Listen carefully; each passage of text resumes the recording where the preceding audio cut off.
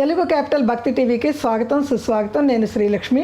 ఈరోజు మనతో ఆధ్యాత్మికవేత్త, ప్రవచనకర్త, రచయిత్రి, కవయిత్రి, మోటివేషనల్ స్పీకర్ డాక్టర్ జిఎల్కే దుర్గ గారు మనతో ఉన్నారు. దుర్గ గారు నమస్కారం అండి. నమస్కారం అండి. దుర్గ గారు హనుమాన్ చాలీసా చౌపాయిలు చెప్తున్నారు అద్భుతంగా.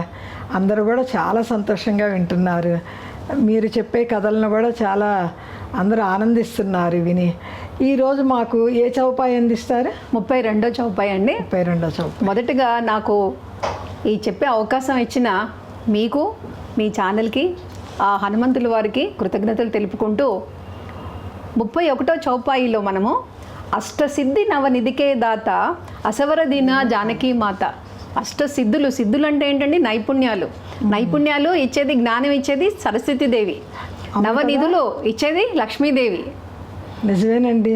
హనుమంతుల వారికి ఇటు లక్ష్మి కటాక్షం, ఇటు సరస్వతి కటాక్షం సాక్షాత్తు ఇచ్చింది అమ్మవారు శక్తి. ఆయన శివాంశ సంభూతుడు, ఇటు శివుడు, ఇటు రాముడికి భక్తుడు. అటువంటి గుణాలన్నీ ఉన్న హనుమంతుల వారు మనం తలుచుకుంటే మనకి ఇవ్వలేనిది ఏమన్నా ఉందా? అందుకని హనుమంతుడు అనే ఆయనకి అజయుడు, చిరంజీవి, అతి బలవంతుడు అని ఎన్ని పేర్లు మనం చెప్పుకున్నా తక్కువే. కాబట్టి 32వ చౌపాయిలో ఏం చెప్తున్నారంటే, రామ రసాయన తుమరే పాస సదా రహో తుమ రఘుపతికే దాస. అంటే ఇక్కడ ఏం చెప్తున్నారంటే, రామ రసాయన అంట. రసాయనం అంటే ఏంటండి? 2-3 ఏమైనా కలిపితే మనకి వస్తుంది రసాయనం. ఒక రసాయనం. అందులో ఇక్కడ ఏం చెప్తున్నారు? హనుమంతుని వద్ద ఉండే రసాయనం ఏంటిటా? రామనామం.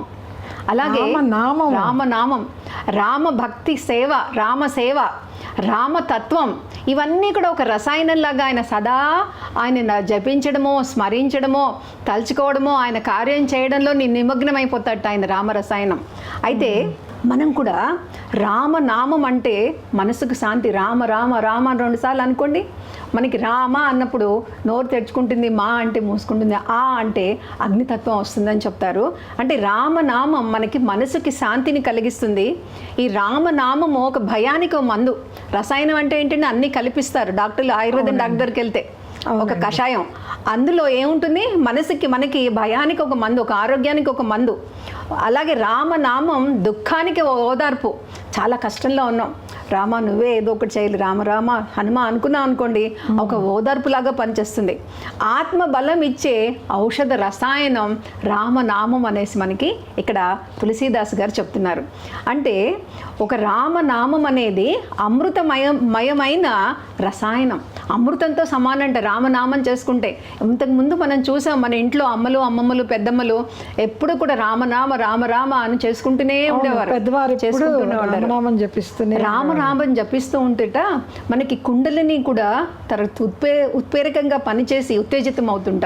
అంటే ఇక్కడ సహస్రం దాకా కనుక రామనామాన్ని మనం జపించగలిగితే, వెళితే ఆనందం అనేది, అలౌకికమైన ఆనందం అనేది కలుగుతుందట. అంటే ఒక్క రామనామానికి అంత మహిమ ఉంది.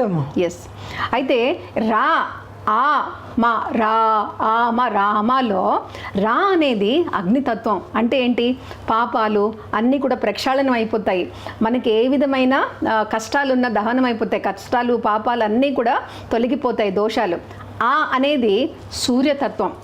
ఇక్కడ ఆ సూర్యుడు అంటే, సూర్యుడు ఏమిస్తాడండి? జ్ఞానం ఇస్తాడు మనందరికీ. వెలుగంటే జ్ఞానమే. మా అంటే చంద్రుడు. చంద్రుడు ఏమిస్తాడంటే శాంతి, ఆనందం, ఆహ్లాదకరంగా ఇస్తాడు.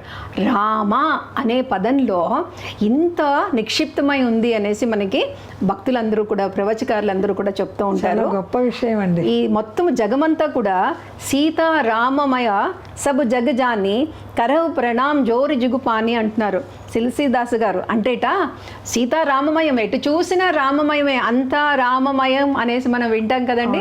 అలా ఎక్కడ చూసినా సీతారాముల వారి యొక్క పేరు కానివ్వండి, తలుచుకోవడం కానివ్వండి, వినడం కానీ జరిగితే మనకి ఏది కావాలంటే అది జరుగుతుంది అంటారు. అందుకే ఓం ఆంజనేయాయ విద్మహే వాయుపుత్రాయ ధీమహి తన్నో హనుమతే ప్రచోదయాత్. అంటే ఇది హనుమంతుడి గాయత్రి మంత్రం అండి. ఇది తలుచుకుంటే మనకి ఎటువంటి ఆరోగ్య సమస్యలు కానివ్వండి, భయం కానివ్వండి కూడా తగ్గిపోతుంది. అయితే రామనామం ముందు మనల్ని పవిత్రం చేస్తుంది.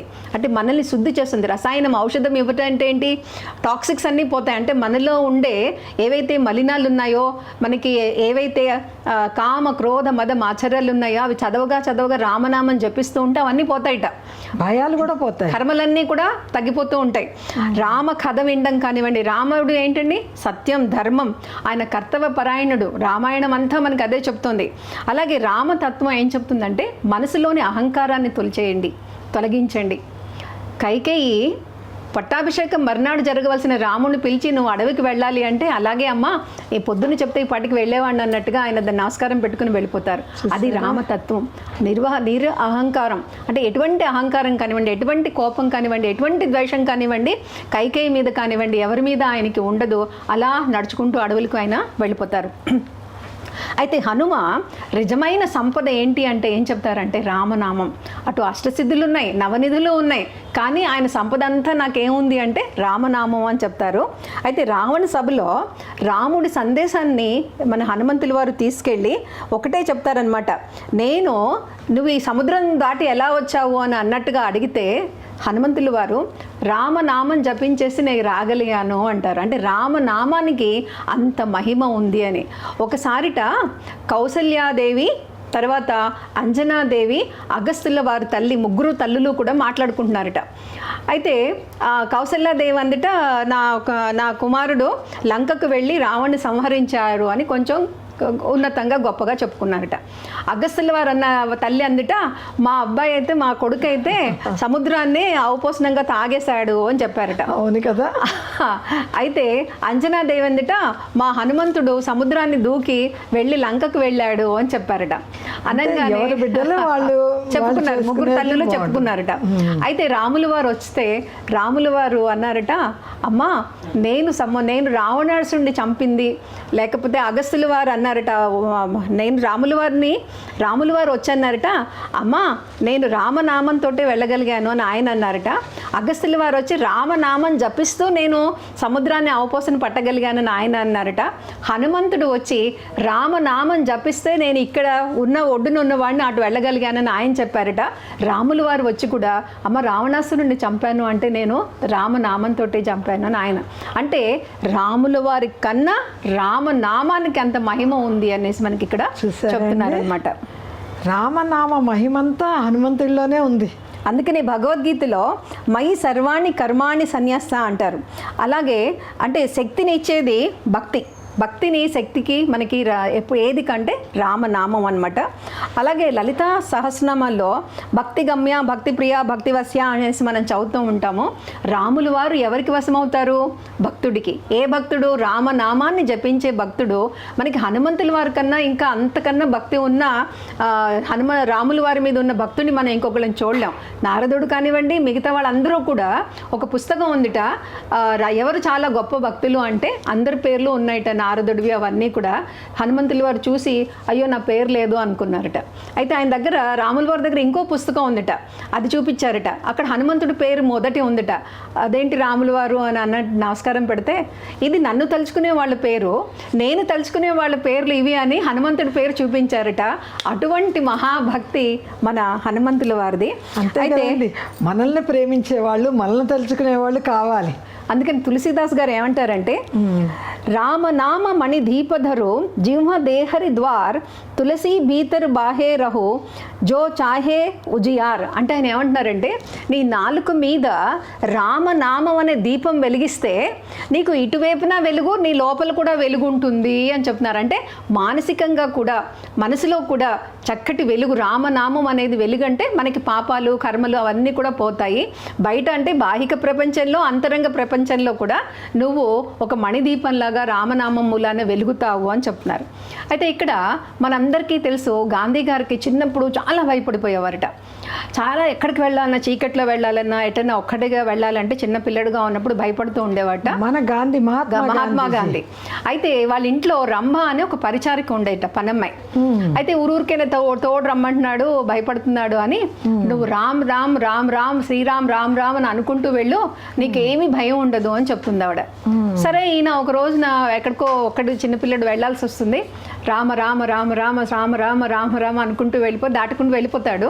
వచ్చాక చెప్తాడు, నేను ధైర్యంగా వెళ్ళాను, నాకు చీకటి అంటే ఏం భయం లేదు అని.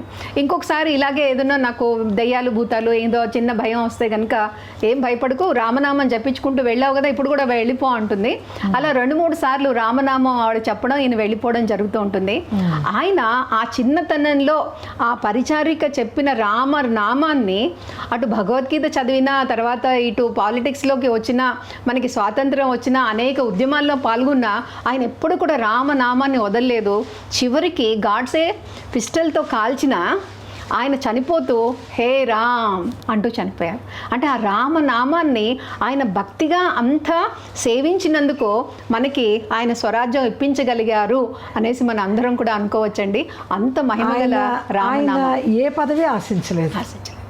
అది చాలా గొప్ప విషయం కదండి. ఏదైనా పదవి ఆశిస్తే ఆ పదవి కోసం అనుకుంటారు, ఏ పదవి ఆశించలేదు. రామనామాన్ని మాత్రం జపిస్తూ ఉండేవారు. కార్యసిద్ధి చాలా చక్కగా వివరించారండి. చాలా తెలియని విషయాలు కూడా చాలా అద్భుతంగా వివరించారు. జై హనుమాన్. జై హనుమాన్.